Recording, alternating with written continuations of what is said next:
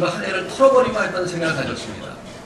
그래서 우리가 어떤 뭐 힘들었던 거, 속상한 거, 불편한 감정 싹 털어버려야 되는데, 그러나 작은 건 털리는데 사람들이 대개는요, 이게 조금 크게 맺힌 것들, 조금 뭔가 이렇게 털려고 해도 안 털어지고 벗어나고 싶어도 못 벗어나고 정말 그래서 탈출하고 싶은데 탈출이 안 되는 그러한 것들이 사람마다 있는 것 같습니다. 그래서 이런 것들을 벗어나야 되는데 어떤 사람은 이 돈 문제에서 벗어나지 못해요. 어떤 자식 걱정에 벗어나지 못해요. 어떤 사람은 자기 자신을 감당하지 못한 사람도 있습니다. 사람마다 뭔가 얽매인 게 있다. 여러분 올 한 해 무엇이 얽매인지 우리 자신을 돌아보고 오늘 이 시간에 하루를 버릴 수 있는 그러한 결단, 믿음 있게 주님으로 축원합니다. 우리가 읽은 본문 중에 13절을 보면 바울이 이렇게 말하고 있어요. 형제들아, 나는 아직 내가 잡은 줄로 여기지 않냐고 오직 한 일, 즉 뒤에 있는 것을 잊어버리고 앞에 있는 것을 잡으려고 했습니다. 이 본문을 잘 보면 사도 바울이 내가 잡은 줄로 여기지 아니하고 오직 한 일, 한 가지, 즉 뒤에 있는 뭐가 한 가지가 있는데 이걸 잊어버리려고 한다는 거죠. 오직 한 일, 즉 뒤에 있는 한 가지 걸리는 것을 잊어버리고 앞에 있는 것을 잡으려고 난 달려간다 하는 고백을 하고 있습니다. 이 말씀을 잘 음미하면 사도 바울도 믿음의 사람이고 복음의 사람이지만 뭔가 잡혀있는 게 있다는 거죠. 뭔가 한 가지 걸리는 게 있어요. 이걸 잊어버리시고 털어버리시고 이걸 탈출하고 싶은 그런 것이 사도 바울이 있다는 것입니다. 사도 바울이 어떤 일이 있었을까요? 언제 그런 일이 일어났을까요? 왜 사도 바울은 왜 이것을 잊어버리려고 애쓰는 걸까요? 사실 사도 바울을 바울되게 만든 사람이 하나 있는데 그는 바나바입니다. 원래 이 바울이 예수를 처음 믿고 정말 완전히 변화됐어요. 그런데 사람들이 바울을 믿어주지 않습니다. 아, 저 친구는 예수님 사람을 핍박하는 친구인데 저렇게 변했다는 게 믿어져? 저거 거짓일 거야. 좀 있으면 본성을 드러낼 거야. 조심해야 돼. 아직은 지켜봐야 돼. 저 열심을 우리가 믿을 수가 없어. 이렇게 불신 가운데 있는 바울이었습니다. 그런데 이 바울을 그래도 끄집어내서 정말 인정받게 해주고 하나님이라 하게끔 해준 게 있다면 그게 바나바입니다.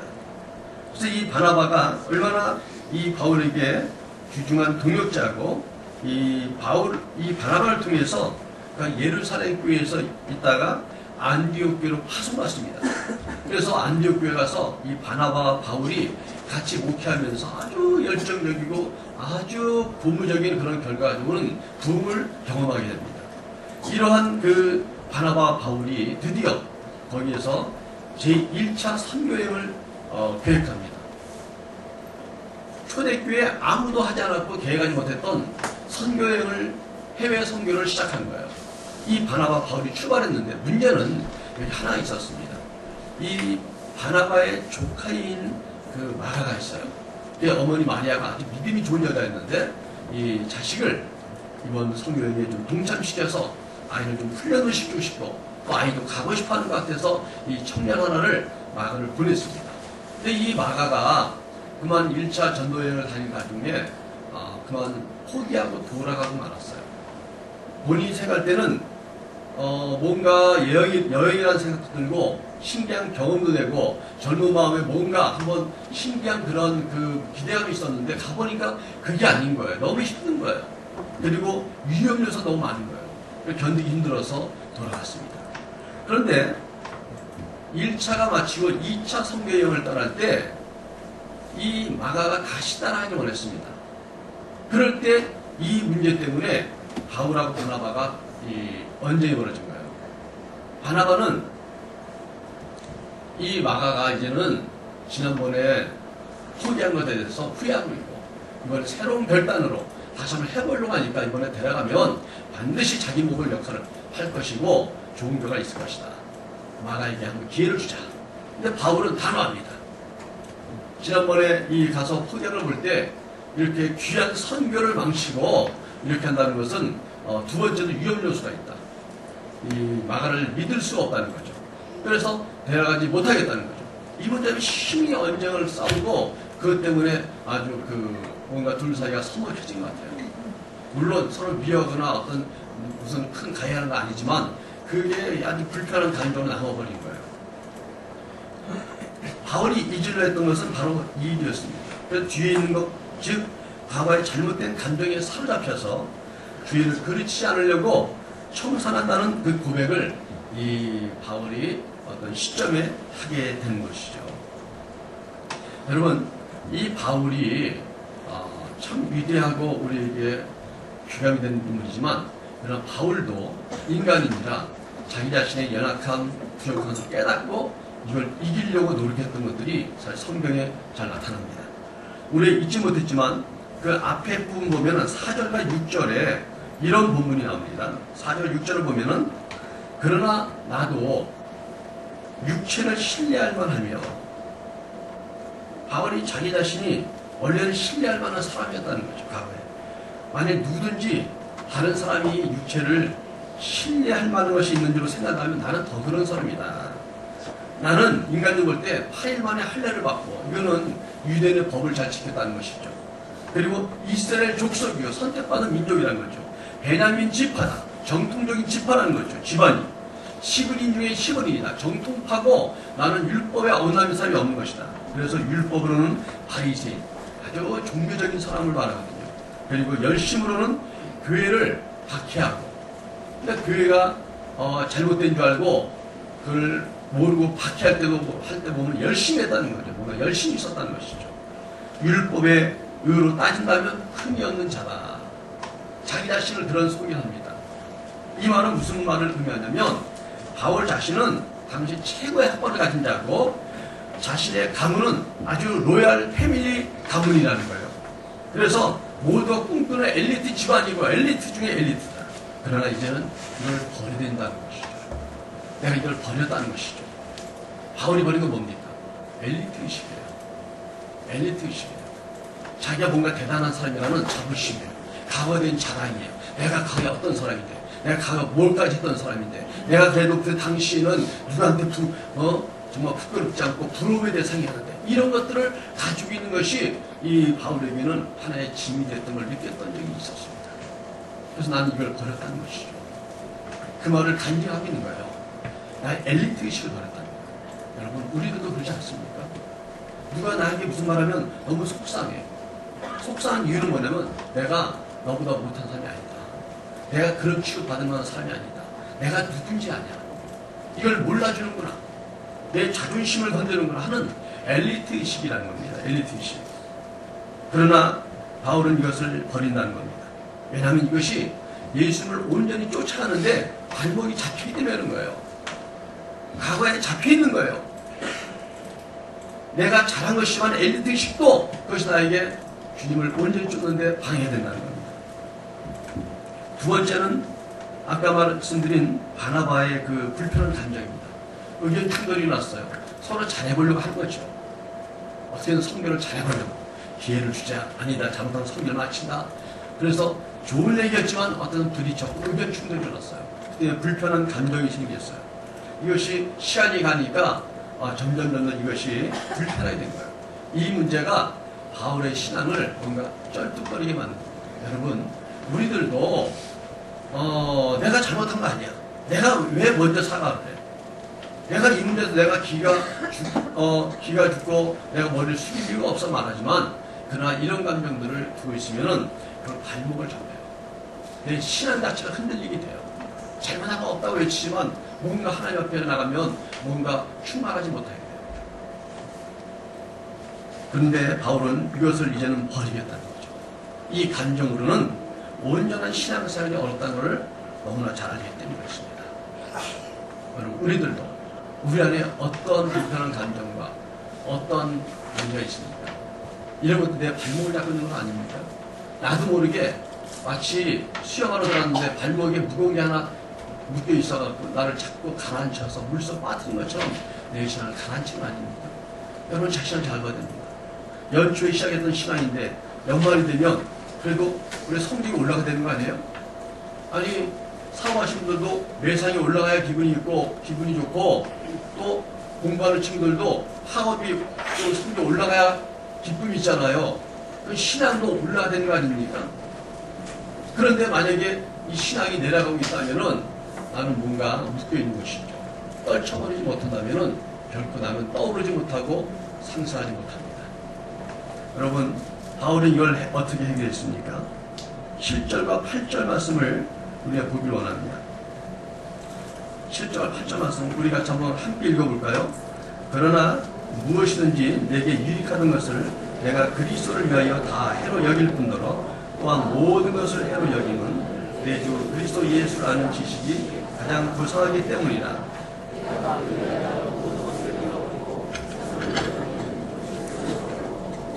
네. 무엇이든지 내게 유익하던 것이 있었어요.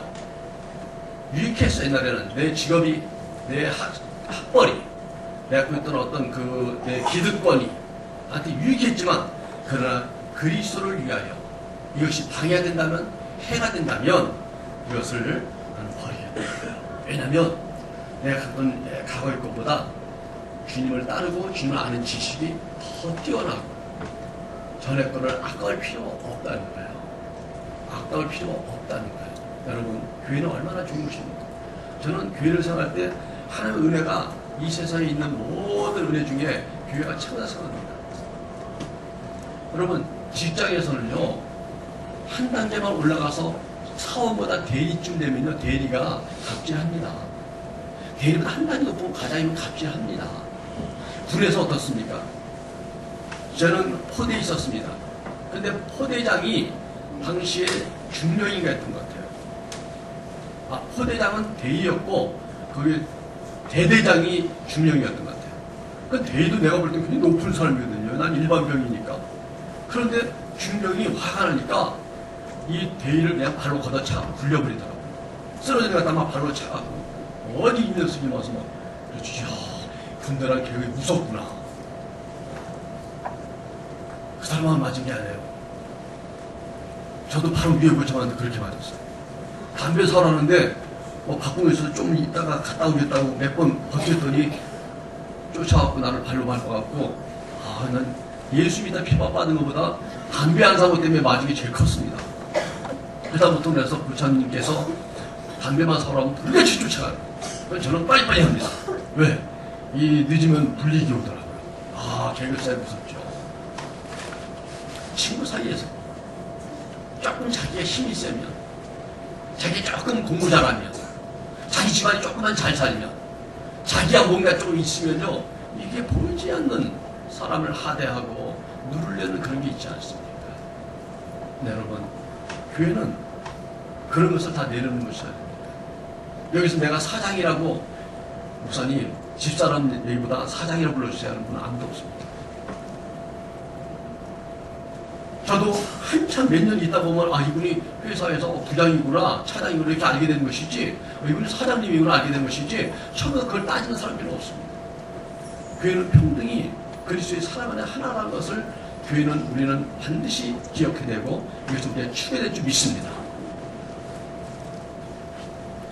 그래서 이 바울은 전에는 유익하던 것을 해로운 것을 여기고 해설물처럼 버리겠다는 거예요. 거기에 붙잡히지 않겠다는 겁니다, 여러분. 거기에 발목 잡혀서 고통받지 않으려는 굳은 결심이 이 바울에게 있었던 것입니다, 여러분. 그런 삶은 다시 반복하지 않겠다. 다시는 여기에 잡히지 않겠다. 이걸 떨쳐버리겠다고 그는 결단했다는 거예요.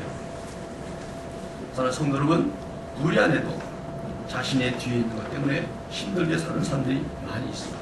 어떤 사람은 자기가 특별하다고 생각해요. 특별하다. 어떤 사람은 엘리트 의식을 버리지 못하는 사람이 있어요.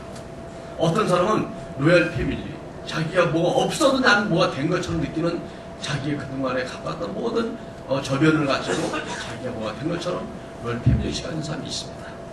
어떤 사람은 특권 의식이 있어요. 자기는 어떤 조그만 어떤 권력이 생기면은 이걸 가지고 어떻게든지 사용하려는 특권 의식이 있습니다. 반대로 어떤 사람은 다른 사람보다 내가 못하다는 생각이 있습니다. 그래서 어떤 낮은 자존감, 열등감에 항상 시달리고 또 피해의식이 있습니다. 어떤 일이 있는 게 아닌데 굉장히 내가 피해의식을 느끼고 힘들다 느낄 때가 있어요. 그리고 다른 사람 탓을 할 수가 있어요. 아, 그 사람 때문에 그래. 누구 때문에 그래. 그 모임이 안 좋아. 자신의 나약함을 다른 사람의 그 어떤 일들을 핑계로 자기가 합리화시키는 것들이죠. 이것도 잡히는 겁니다. 왜? 내가 그런 낮은 자랑을 떨쳐버려야 다시 한번 그리스도 안에서 내가 하나님의 자녀라는 것을 가지고 다시 날아 올라야 되는데, 여러분 제가 보면 그런 것 같아요. 신앙적으로 묻고 교리적으로 물으면 대답을 잘해요. 당신 누굽니까? 하나님의 자녀이잖아요. 근데 사적인 데서 보면은 나는 형편없는 사람이고, 나는 스트레스가 많은 사람이고, 나는 안 되는 인생이고, 나는 뭔가 힘들고 그래서 안 될 수밖에 없고, 나는 다가 비교하면 안 된다 이거죠. 여러분 진짜가 누굽니까? 입으로 말하면 내가 하나님의 자녀라는 것이 아닙니까? 아니면 투년처럼 말하면 중얼중얼하는 이 내용이 납니까? 진짜 나가 누굽니까? 여러분? 우리는 내가 뭐에 잡혔냐 알아야 됩니다.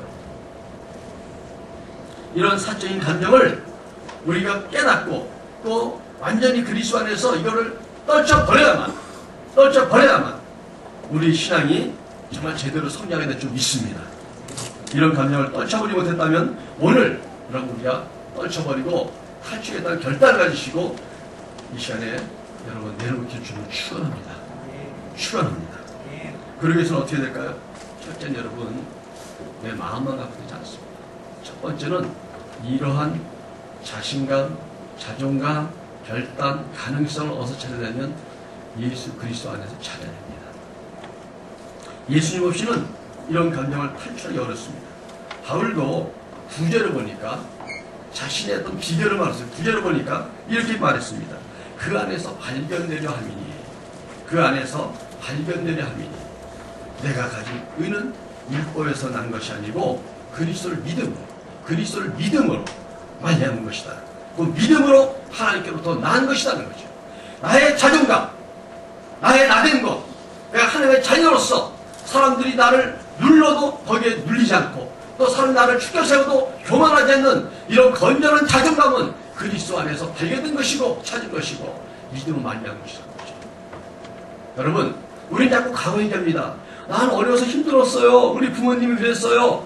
여러분 이거는 힘들 때 좀 상처 치유받기 전에 그럴 수 있어요. 근데 그 말은 계속 하면 어떻게 됩니까? 우리 목 상태가 안 좋아서 죄송합니다. 할 때 그럴 때 있어요. 저도 어릴 때 얘기를 자꾸 하는 이유는 여러분들을 치유하고 변화시켜서 하는 것이지 제가 어린 시절에 묶여있지 않습니다.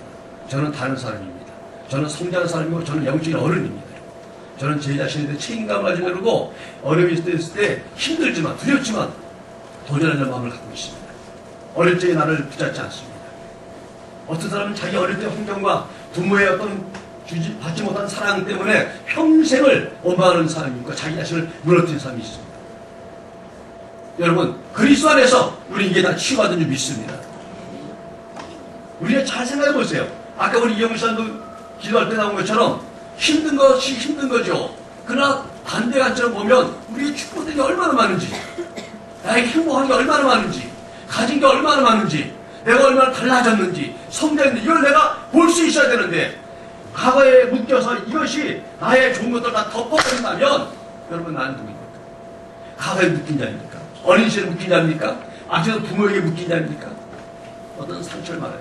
누구에게 배신당하고 누구 때문에 내가 부도났고 여러분 그렇다고 해서 우리는 가만히 있을 것입니까? 다시 일어나야 되죠. 다시 시작해야 되죠.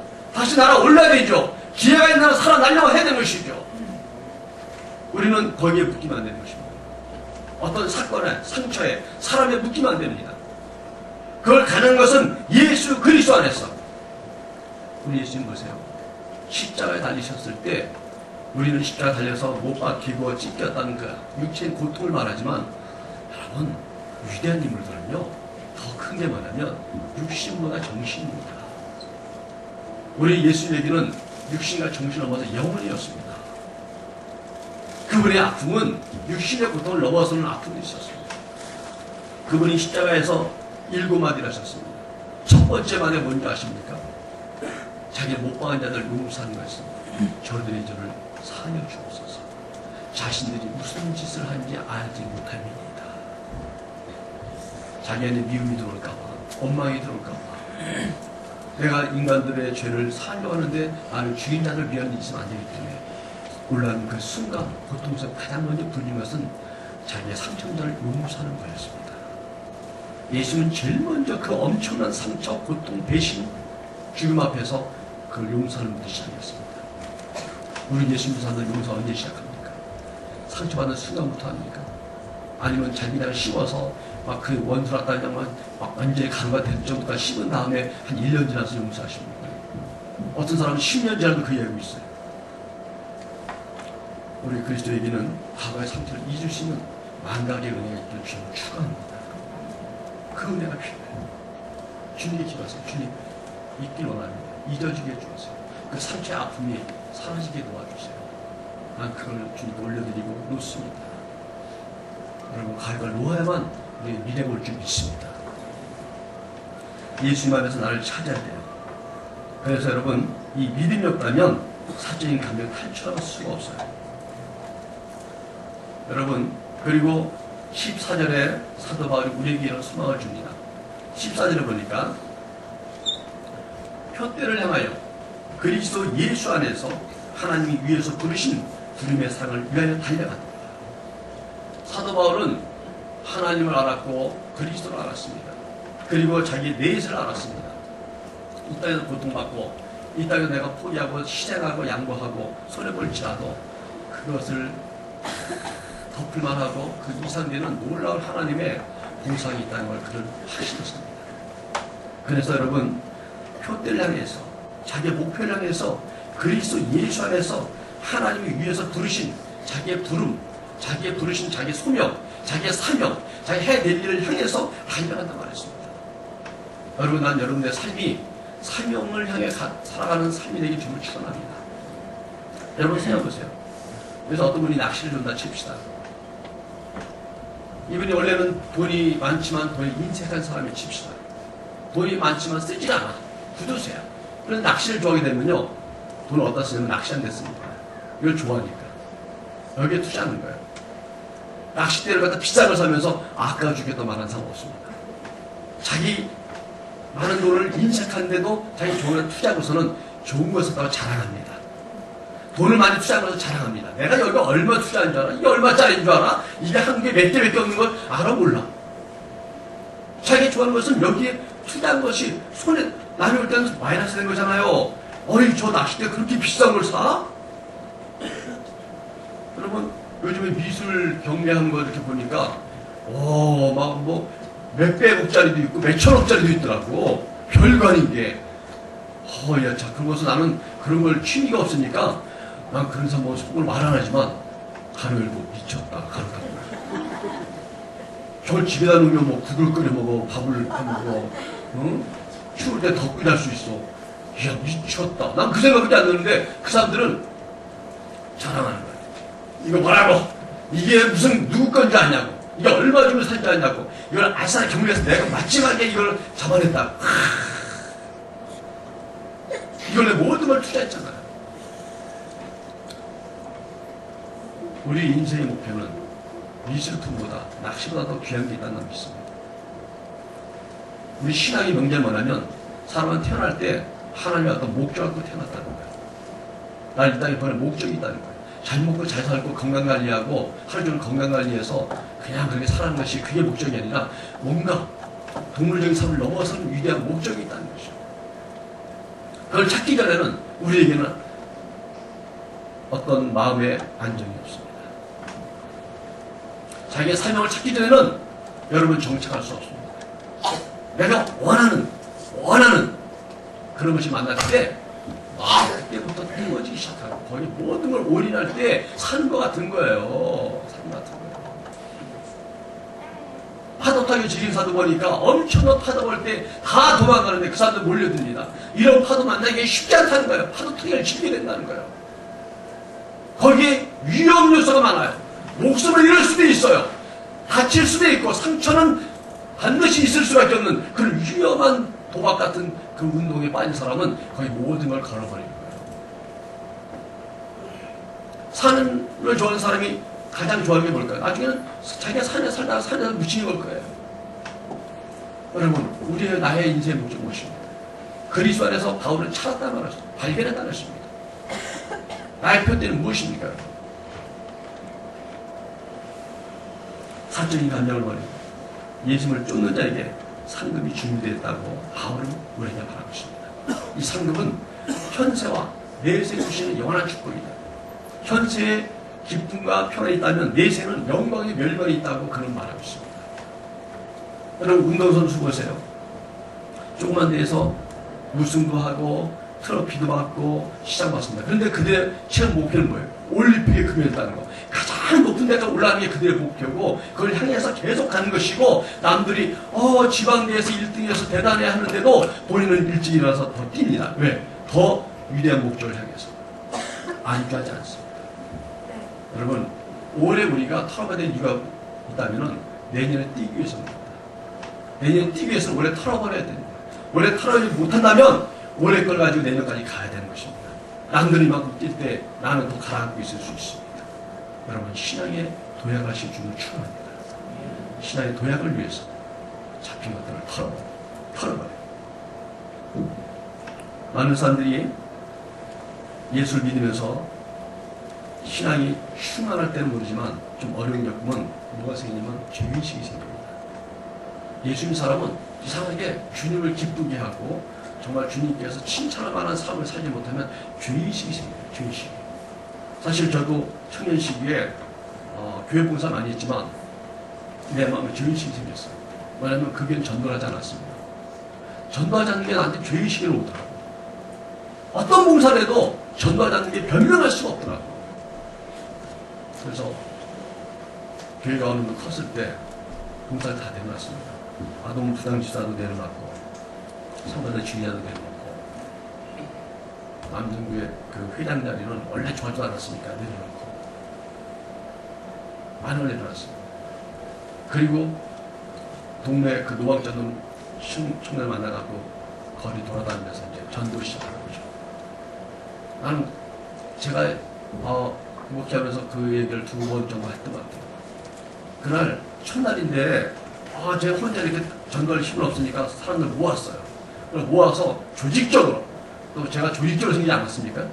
조직적으로 그래갖고 여기 찬양하는 사람이 찬양하면서 서서 시다치면서 찬양하고 일동도 하고, 그러면 딱 골목 4군데니까 여기 2명, 여기 2명, 여기 2명, 여기 2명. 그래서 거기서 전도를 나눠주는 거예요. 찬양 막 하고 있습니다. 그런데 저는 전도에서 그렇게 말을 했는데 전도를 해본 적이 없던 사람이에요. 근데 하나님이 어떻게 이상하게 사람을 모아주고 진짜 이게 팀이 된 거예요. 그래서 하는데 남이 볼 때는 그냥 집사였습니다. 저 집사님이 우리 단장이니까 시킨 대로 전도하면 될 거라고 순정하고 있지만 저는 나도 처음이었습니다. 얼마나 들고 떨리는지. 자, 다 배치해놓고 시작하는데 전도들이 떨었습니다. 나도 가서 전도를 줘야 되나. 줘본 적이 없다니까요. 찬양하는데 오늘 찬양을 할까? 갈 때는 한참 하다가 겸손하게 오늘은 찬양하기로. 전도질 줄 자신이 없는 거예요. 아무도 내 신명을 모르죠. 그래서 다 전도시켜놓고 나는 살짝 찬양 뒤에 끝에 가서 하다 찬양을 하고 있었습니다. 그렇게 부족한 모습인데도 그때 느꼈던 감정을 하면 하늘이 춤을 추더라고요. 하늘이 춤을 추는데 그때 알았어요. 하나님이 얼마나 기뻐하는 것 같은지. 하나님께서 나한테 그래 말하는 것 같아요. 그래, 너 이제 정말 순명하는구나. 말로만 아니라 정말 순명하는구나. 나한테 그렇게 말씀하시는 것 같은 거예요. 그때 기쁨을 잊을 수 없습니다. 수많은 어려운 시간이 많았죠. 전도할 때. 그렇지만은 주님이 기뻐한다는 것 때문에 모든 것이 고생이 아니었습니다. 여러분, 내년도 평안하게 생각하지 마세요. 내년에 건강 하나만 붙잡고 할 정도 우리 인생 그 정도 수준 아닙니다. 뭔가 진짜 영원한 목표를 향해서 정말 올인할 수 있어요. 돈을 갖다 둬도 아깝잖아요. 밤을 새때도 땀을 뻘뻘 흘려도 그것이 보람차고 기뻐야 되는 거예요. 주님을 위해서 밤새 봉사할 수 있는 사람도 있어요.